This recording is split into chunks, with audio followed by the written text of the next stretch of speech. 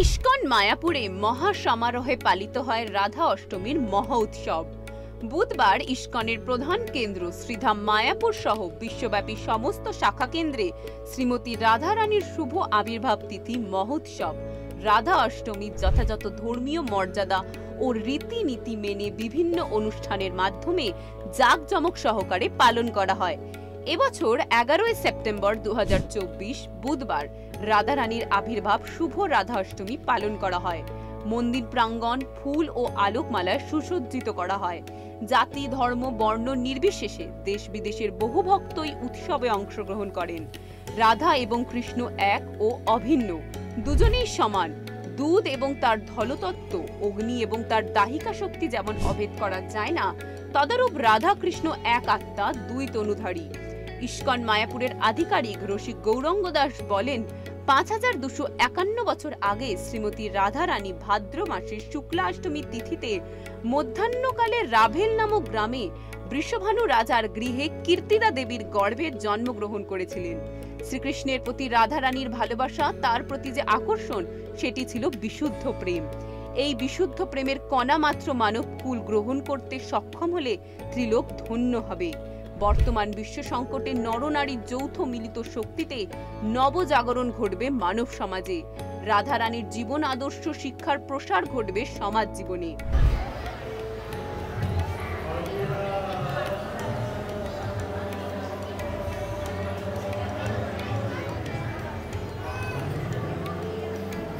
একমাত্র মাতৃশক্তি প্রকৃত উন্মেষ দিতে পারে আলোর সন্ধান। শুভ রাধা রানীর আবির্ভাব তিথিতে প্রার্থনা করি তিনি কৃপাপূর্বক জীবজগতের পরম কল্যাণ সাধন করুক। তপ্ত কাঞ্চন গৌরাঙ্গী রাধে বৃন্দাবনেশ্বরী ঋষভানু সুতে দেবী প্রণমামি হরিপ্রিয়ে। আজ শুভ দিন, শ্রীমতী রাধা রানীর জন্মতিথি মহামহোৎসব রাধাষ্টমী। ইস্কনের প্রধান কেন্দ্র শ্রীধাম মায়াপুর সহ বিশ্বব্যাপী সমস্ত শাখা কেন্দ্রে রাধাষ্টমী মহা মহোৎসব জাঁকজমক সহকারে এবং সমস্ত ধর্মীয় রীতিনীতি মেনে পালন করা হচ্ছে। শ্রীধাম মায়াপুরে দুদিন ব্যাপী অনুষ্ঠান চলছে। গতকাল ছিল অধিবাস এবং আজ ভোর 4:30 থেকে সারাদিন ব্যাপী রাত 9টা পর্যন্ত বিভিন্ন অনুষ্ঠানের আয়োজন করা হয়েছে। দেশ বিদেশের হাজার হাজার ভক্তবৃন্দ জাতি ধর্ম বর্ণ নির্বিশেষে এখানে উপস্থিত হয়েছেন। কঠোর করা হয়েছে নিরাপত্তা ব্যবস্থা এবং আলোকমালায় সুসজ্জিত হয়েছে ইস্কন মায়াপুর। রাধা কৃষ্ণ এক এবং অভিন্ন, দুয়ে এক, একে দুই, দুইজনেই সমান, এক আত্মা, দুই তনুধারী। যেমন শক্তি এবং শক্তিমান আলাদা করা যায় না, দুধ এবং তার ধবলত্ব আলাদা করা যায় না, তদ্রূপ রাধা কৃষ্ণকে আলাদা করা যায় না। যুগে যুগে ভগবান ধরাধামে আবির্ভূত হওয়ার সঙ্গে সঙ্গে তিনি তার লীলা সঙ্গিনীকেও নিয়ে আসেন। ত্রেতায় শ্রীরামচন্দ্র সীতা দেবীকে নিয়ে এসেছিলেন, তদ্রূপ দাপরে শ্রীকৃষ্ণ শ্রীমতী রাধা রানীকে লীলা সঙ্গিনী রূপে নিয়ে এসেছিলেন।